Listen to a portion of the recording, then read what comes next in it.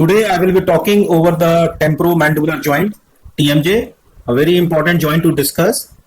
And this will be I will be covering this topic over the following headings: introduction, types of the joint and bony features, ligaments, articular surfaces and articular disc, structure in relation to TMJ, blood supply and nerve innervation, movement at TMJ, and its clinical anatomy.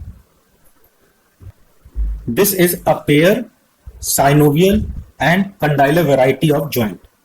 Rather, correct word is it's a bicondylar joint. Let's see this why I have used this condylar bicondylar. See this in the condylar variety of joint, the one which is surfaces, two surfaces which are going to be articulate. One surface is ovoid in shape, and the other surface here you see this is elliptical in shape. So it's a condylar, and the bicondylar I am using because it's a paired variety. So it's a pair. So because both sides, right and left, they are forming a unit. So the movement is taking place at the unit, single unit at both the end. So this is bicondylar variety of joint. Here what we see this in the green color, this is the base of the skull, and this is the mandible, and this where I am focusing this pointer of mouse, this is the head of the mandible, and this green one is the base of the skull, and here this is TMJ, this temporomandibular joint of one side, say suppose of left side, similarly other side of the right side. This base of the skull we can see here in this image, and with important bony landmarks. See this region here, this is the mandibular fossa, MF, mandibular fossa. In this mandibular fossa, the head of this head, this is the head of the mandible, it get articulate in this mandibular fossa, and anterior to this mandibular fossa is articular tubercle. So articular tubercle is here, and this is an articular eminence. So tubercle and eminence are a small bony projection. Already explained you during the medical dictionary. So this on the posterior aspect, here we see this is the tympanic plate. So see, this is the tympanic plate, and this opening here you can see this is an opening. This is an external acoustic meatus, and this important bony landmark another is this is the styloid process, and this important bony landmark is the mastoid process. So they are together, they are at the base of the skull, and this one is the head of the mandible. So this here at the head of the mandible, these are the points which are somewhat prominent for the attachment of the different muscle, lateral pterygoid, medial pterygoid. This is one is pterygoid fossa. Here you can see this is there is a depression, this pterygoid fossa. This is a mandible, and here you can see on the posterior aspect is the condylar process, and on the anterior aspect is the coronoid process. So this condylar process is going to form the TMJ, temporomandibular joint. This we will have to study. See this surface, look at the surface of this condylar process. This is the head of the mandible, and see here the axis of the axis at this joint. So the axis of this joint is directed mediolaterally. How? See this, first see this surface. This is somewhat about 20 mm medial to lateral, side to side it is 20 mm, and 10 mm, this is 20 mm this way, like this, I'm just making a dotted line. This is 20 mm this way, and 10 mm this way. Means anterior to posterior is 10 mm. Clear? So, and this is elliptical in shape. The axis of this is oriented mediolaterally. Show you, let me draw to explain. This is directed mediolaterally. See, this one is medial and here is lateral. Similarly, here also this is medial and this one is lateral. This aspect is lateral. So it is directed mediolaterally. This side also and this side also. Now this axis make an angle with the ramus of the mandible. This is the ramus of the mandible. So let's draw. See, like this. So when we see here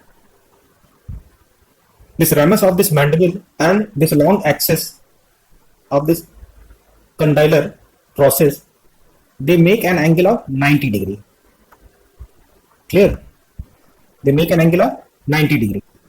And this articular surface is covered by fibrocartilage. This fibrocartilage, all this fibrocartilage. So this fibrocartilage is present not only here over this condylar process, it is present also at the base of the sleeve. It is present also here at the base of the mandible to the other side where this is going to articulate. This. See, this is a sagittal section of a specimen showing a temporomandibular joint, and you can see here this is the condyle and this is an articular disc. You can see the posterior extension of this articular disc as well as anterior extension of this articular disc, and here lateral pterygoid. Let's understand the articulating surface of TMJ. This is the base of the skull here superiorly, and this is the condyle. So this is the inferior surface of the mandibular fossa. You can see here this is the inferior surface of the mandibular fossa,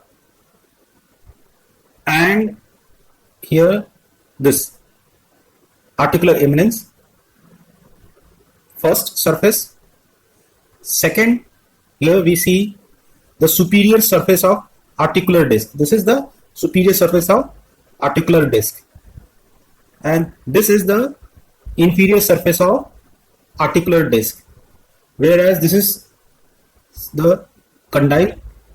So this surface is the superior surface of condyle of mandible. So this articular disc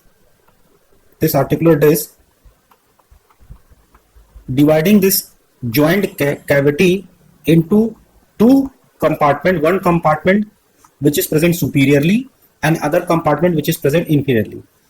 So this joint cavity has been divided into two compartments. This one here, let me draw this one, which is superior one, is known as menisco-temporal compartment, whereas this lower one is known as menisco-mandibular compartment. Let's see, just I'm demarcating the region. So this one is known as menisco-mandibular compartment. The understanding of these compartments are very, very important, especially on the clinical point of view, because at the time when you're doing some surgery or some special cases that I will let you know in the coming slides, where the compartment, understanding of this compartment is very essential. This is another very good image to show you the sagittal section of TMJ. We can clearly see these two compartments which I just said. The superior one is a menisco-temporal compartment and the lower one is a menisco-mandibular compartment. You can clearly see. So these two compartments, the first thing to be noted that the compartment, they are lined by the synovial membrane. You can see here all this has been lined by the synovial membrane. All this is lined by the synovial membrane, and superior as well as both this inferior, both compartments are lined by the synovial membrane, and these synovial membranes are filled by the synovial fluid. So this help in the movement of the joint. Okay, so what happened in some clinical cases, like as case of rheumatoid arthritis, where is stiffness as well as pain and joint sound we listen here in this TMJ, and other clinical conditions like psoriatic arthropathy, where we listen the joint sound. Clear? Ankylosis, spondylitis. So understanding of these compartments are very important. Four ligaments are associated with the fibrous ligaments are associated with temporomandibular joint. One is this fibrous capsule. Then second is the lateral temporomandibular ligament, sphenomandibular ligament, stylomandibular ligament. Though articular disc is also a ligament, but we will study in a separate heading. This fibrous capsule, see here, this is the fibrous capsule. This fibrous capsule cover or it encloses, correct word is it encloses this TMJ, and this attached superiorly here and inferiorly here. So superiorly it attaches here at the articular, this here articular tubercle. Just see the pointer of my mouse here at the articular tubercle, and behind here, see here it attaches at the squamous tympanic fissure here. This is the squamous, this is tympanic plate, this is squamous bone, so this is a squamous tympanic fissure. So squamous tympanic fissure on, and it attaches all around here at the periphery of articular fossa, and this capsule attaches below here at the neck of the mandible, at the neck of this mandible. So the attachment, superior attachment is not very much firm when we compare with that attachment at the lower one here at the neck of the mandible. And this capsule here at this point at here in the front is, it has been attached by the lateral pterygoid muscle. So this capsule, this is an exterior of this capsule, this is an outward part of the capsule. The inner part of this capsule, when you from the this inside of this capsule, they are been lined here, they are been lined or they be attached with the synovial membrane on from this inner aspect. This lateral ligament, it attaches here at the tubercle, at the zygomatic arch, and the fibers, you can see this lateral ligament, they run downward and backward, and they attaches with the lateral aspect of this capsule. You can see lateral aspect of this capsule, and these ligaments attaches here on the lateral and posterior aspect of the neck of mandible. This sphenomandibular ligament and stylomandibular ligament, these two ligaments are the accessory ligament. So though these are accessory ligament because they are not attached on the TMJ, temporomandibular joint, but they support the function. So this sphenomandibular ligament is attached here at the spine of the sphenoid, spine of sphenoid bone, and at the lingula, here at the lingula of mandibular foramen. So I have produced this image to show you. This image is this is the lateral view. You can see this external-acoustic meatus here. And this I have produced this image only to show you the lingula. So though it is the lateral aspect, but I have shown you the lingula here. So this thing to be very much clear to you. So this sphenomandibular ligament, this ligament, they do not stretch at the time of this mouth openings, but they help as they take the load of mandible. So it play a passive role. Whereas this stylomandibular ligament, see this is here, it is attached here at the styloid process and at the angle of the mandible. See, so the this function of the sternomandibular ligament is to prevent the wide opening of the mouth. Two other ligaments which are not in this image, and this ligament is otomandibular ligament. This otomandibular ligament is, this is a group otomandibular ligament. It has a two ligament. One is discomalleolar and another is malleolo-mandibular ligament. So this ligament attaches at the malleolar, at this malleolar bone of here and at the TMJ. So this ligament is a minor ligament. It's not important for you. So all these ligaments are providing the stability of the TMJ and for the movement, and they are helping in the movement for depression and the elevation of the mandible.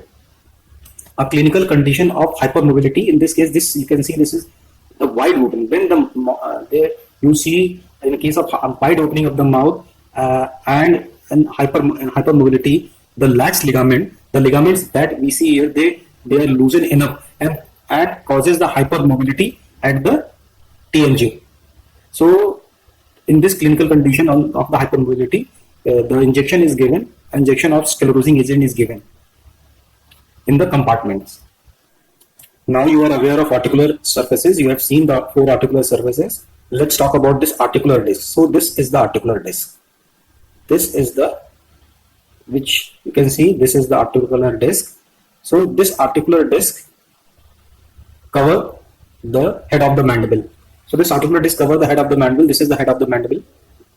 So this cover the head of the mandible, and during the course of the development, what happened? This lateral pterygoid muscle. From this lateral pterygoid muscle, this from here, this lateral pterygoid muscle, you can see this is a ligament which originate and covers the head of the mandible and attaches at the posterior aspect of the neck of the mandible. You can see here how it is attached on the posterior aspect. So this articular disc, we see it has got a 5 part. First part is here. This is an anterior band, clear, and this anterior band, you can see it is merging. How it is merging here, and this is a fibrous capsule, and this articular, this is an anterior extension. This is the first part. Then second part is, this is an anterior band which is thick. Then intermediate zone which is a thin. Then posterior band. Then again it is here. It has been thickened here. And this posterior band which is thick. This articular disc covering the head of the mandible, and on the posterior aspect it's split in the 2 parts. This is the bilaminar. This is the bilaminar. You can see this one is an upper lamina and this one is the lower lamina.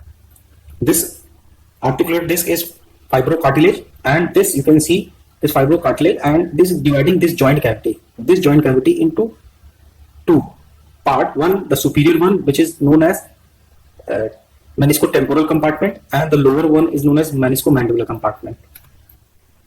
This 5th part, which is bilaminar, which is being split in the 2 parts. The upper one, the upper lamina, is attached here at the squamotympanic fissure, and the lower lamina is attached on the posterior aspect of the neck of the mandible. Understanding of the articular disc is very important for the clinical point of view, because the displacement, because when, as we are doing in the normal views, we are doing the movement, elevation and depression. So the movement of this here at the TMJ, it causes a displacement of this articular disc. So what happens, there is a displacement of this articular disc. As a result, there is a lot of patient complaint, lot of pain in this region. With clicking sound. And one thing more, when the displacement takes place of this articular disc, the most common displacement is this anterior displacement. See, this is an anterior extension. This is the first part, and you can see this is how it has been attached here with the lateral pterygoid muscle. So the anterior displacement is very common, and it is very painful condition. Now let's talk about the structure in the relation to temporomandibular joint, TMJ.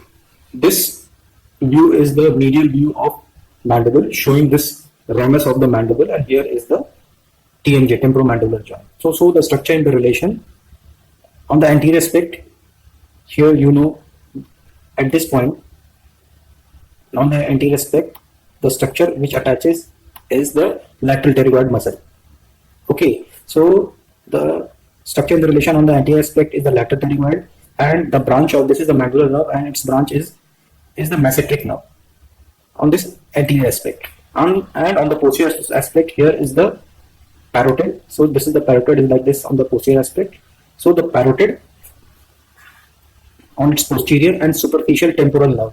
So this superficial temporal nerve and vessel, as well as this auriculotemporal nerve. So this is present on its posterior aspect. So whereas in this above, so this is the superior aspect, or above here is the floor of middle cranial fossa, and this important artery you can see here, this is the middle meningeal artery on its superior or above, and below is the maxillary artery and vein.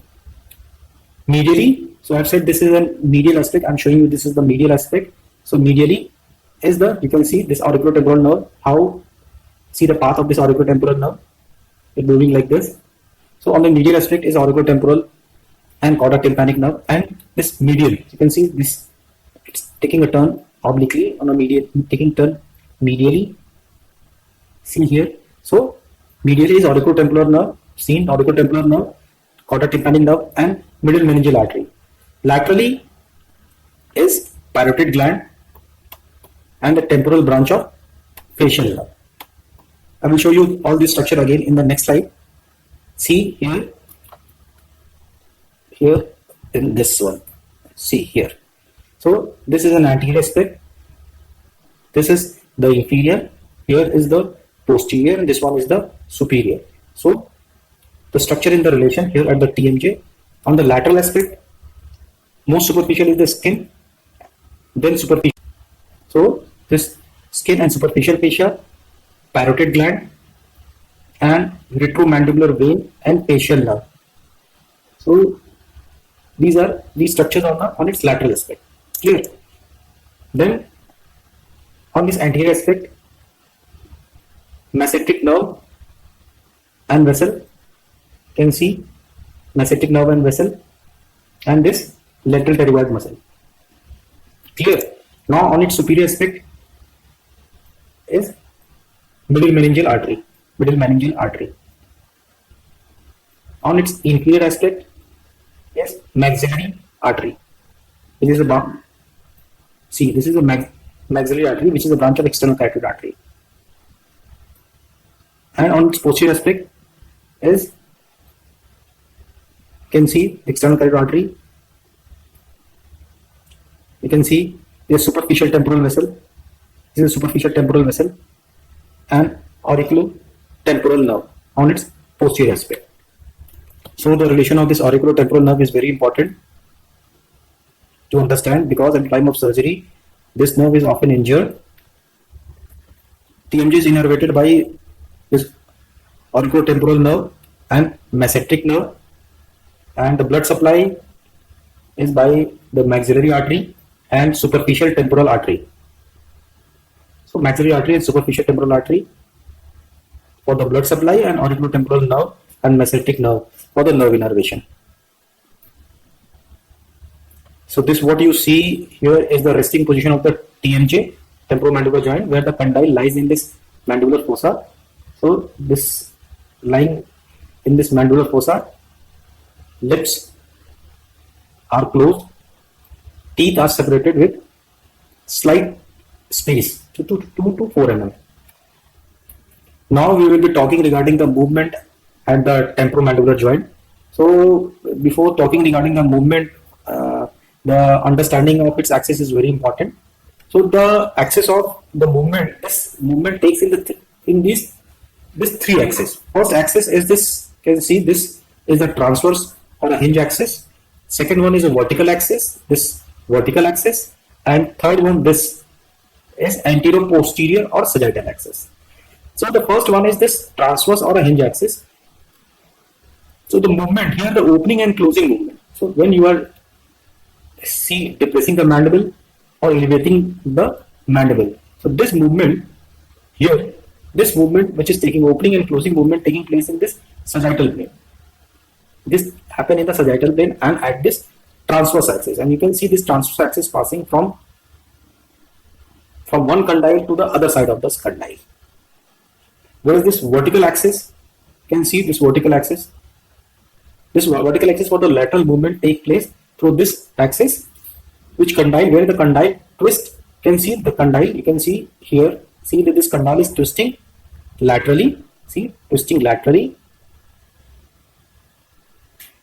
and backward and backward. So this vertical axis. Now another axis, this anterior posterior or sagittal axis here for the lateral movement and take place through this axis, at which the condyle, you can see this condyle,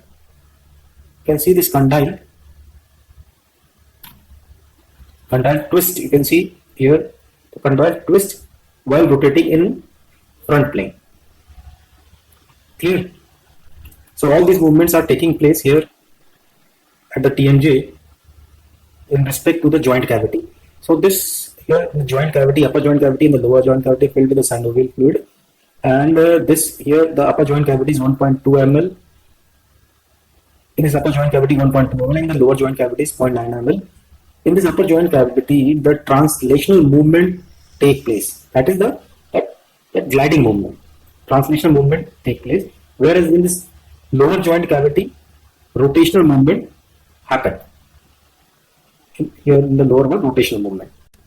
Before we go to understand the movement at the TMJ, let's see the different muscles which are producing the movement at the TMJ, and let's see the muscles which are the muscles of mastication. See, the muscles of mastication are one. This is the temporalis, then pterygoid, medial and lateral pterygoid, this masseter, this medial pterygoid, and this lateral pterygoid. So we can see this masseter. This masseter is originating from this zygomatic arch. We can see this is a zygomatic arch, and the fibers, they run downward and backward. You can see, and the fibers, they are attaching on the lower part of lateral surface of ramus of the mandible. So this is the point of origin and this is the point of insertion. So the direction of the force will be in this direction. So the direction of force will be in this direction. So the direction of force will be directed upward and forward. So this is this masseter has been supplied, innervated by massetic nerve. The next muscle of mastication is temporalis. You can see this is the temporalis. This all is the temporalis. The temporalis originates from the temporal fossa. This here in the temporal fossa and temporal fascia. You can see the fibers how they are running, and they are inserted on this. You can see this fiber, they are now going to insert to the margin and the deep surface of coronoid. See, this is the, here is the coronoid process. So there the fiber will insert on the margin and the surface of the coronoid process, as well as on the anterior border of the ramus of the mandible. So the direction of force will be is in this way. So direction of force will be directed upward. So, and this temporalis has been innervated by the branch of mandibular nerve. And next muscle is this lateral pterygoid. You can see this is the lateral pterygoid. So lateral pterygoid is here also, you can see, and you can see the lateral pterygoid here also. So this lateral pterygoid, it has got a two head. One, this one is the superior head and another is the inferior head. Smaller is the superior head. See, this is the smaller is the superior head. And so you can see this is the point of the origin. See, this is the point of the origin. So originate from the infratemporal surface and the crest of greater wing of sphenoid. Whereas the lower we can see is from the lateral surface of lateral pterygoid plate. This. Now you can see the fibers how they are running. Now the fibers, they are running in this direction. They are running backward. And so now they are going to insert. You can see how the fibers are running and are going to insert on the anterior surface of the neck of the mandible and the anterior margin. So lower one, the upper one is inserting where it's attaching insert on the pterygoid fovea on the anterior surface of the neck of mandible, whereas this lower one. So the anterior margin insert on the anterior margin of the articular disc and the capsule of this temporomandibular joint. This is innervated by anterior division of mandibular nerve. So how will be the direction of the force? So this is the point of origin, this is the point of insertion. So the direction of force will be like this way, directed in forward direction. Then this one is the medial pterygoid. You can see this is the medial pterygoid. It is got a two head. This one is superficial, another is deep, and it arises from the tuberosity of the maxilla. This is the maxilla. So it arises from the tuberosity of the maxilla. Whereas the deep one, just deeper to this is a deep one. They arises from the medial surface of lateral pterygoid plate. So this originates from the medial surface of lateral pterygoid plate. And you can see how the fibers are running. They are running in this direction. This is the point of origin, and you can see how the fibers are running. See, now the fibers insert on the medial surface of, you can see on the medial surface of the angle and adjoining ramus of the mandible. So how will be the direction? The direction will be like this way. So it will be directed upward obliquely, upward, forward and medially. So now all the origin insertion is clear. So accordingly the direction of the force is clear. So this how the movement going to take place at the TMJ. So this is all about this muscles of mastication, and this medial pterygoid has been innervated from the branch of mandibular nerve. So this about the muscles of mastication, and other muscles which are assisting in TMJ movements are this posterior belly of the digastric. So here is the point of origin insertion. So the direction will be how. So this point is a higher point and this point is a lower point. So direction will be in this way direction, this way. So it will be directed backward and upward. The mylohyoid one, this will be directed backward and downward.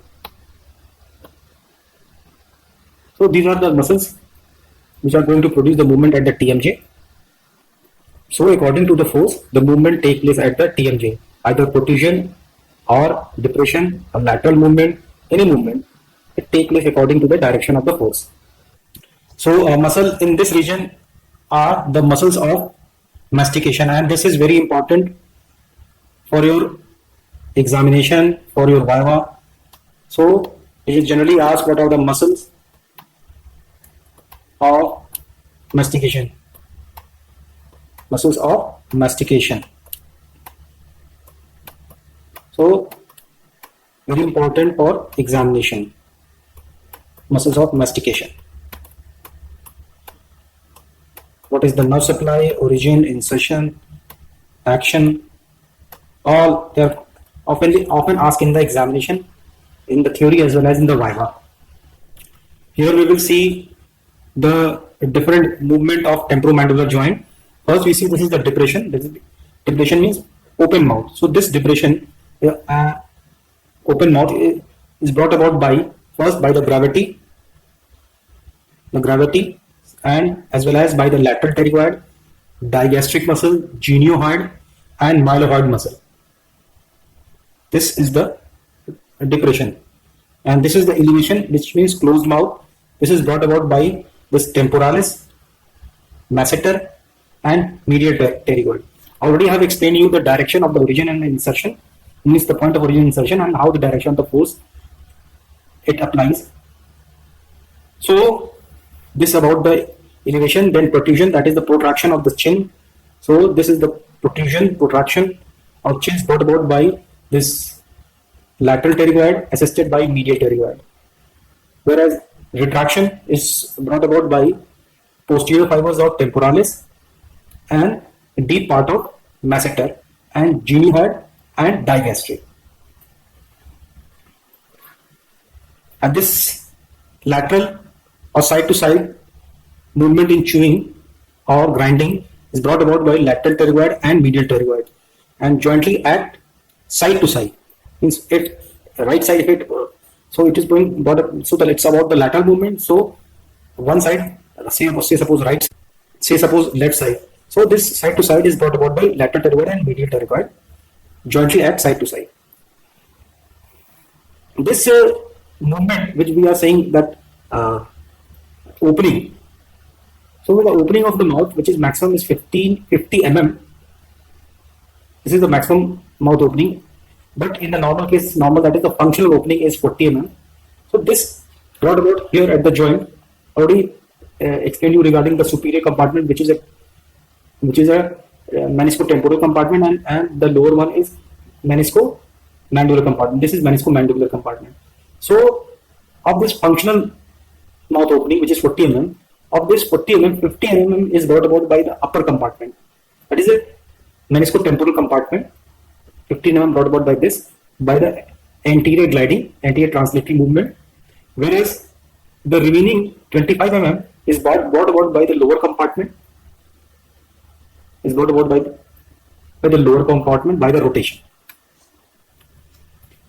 The stability here at the TMJ, at the temporomandibular joint, altogether brought about by the bone associated here in the TMJ, the ligaments, all that ligaments, muscles, and position of the TMJ, and the position of the mandible at the TMJ. The position means, say, in case of occlusion, it is the TMJ is most stable condition. In case of occlusion. So occlusion is what? Occlusion is the position when the upper dentation and the lower dentation come in contact in ideal state. So that is the occlusion. So in that case, the TMJ is most stable condition. Now we will talk about the clinical anatomy of TMJ. So first is the TMJ palpation. You can see in this image the TMJ palpation we do placing our first and this index finger and this middle finger here at the TMJ, and one is asked to open and close the mouth, and we feel the movement here at the TMJ. Whether this bone, when it is the head of the mandible, whether it is moving out from its normal position or at the same place.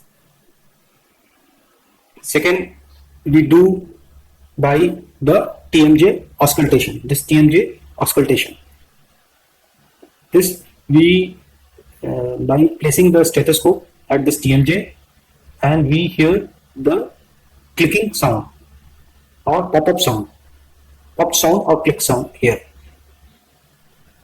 So this is by the TMJ auscultation. So any dislocation is, or any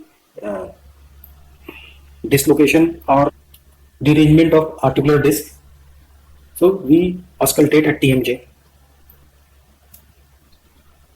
Dislocation of mandible, this already I have explained you in the earlier slide of this lecture.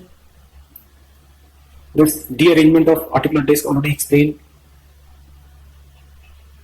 and this surgical nerve injury is already explained. I've said that during the surgery of the TMJ, as 7th cranial nerve, so 7th cranial nerve, and this auriculotemporal nerve,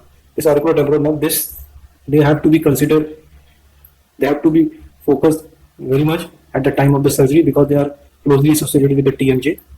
So this is for the surgical nerve injury, and so in case of surgery at the TMJ, mostly this 7th and this mandibular nerve, they often get injured.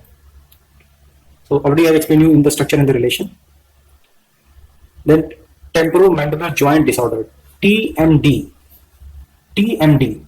So TMD is an idiopathic disorder. It is a idiopathic disorder. So this TMD is temporomandibular joint dysfunction syndrome.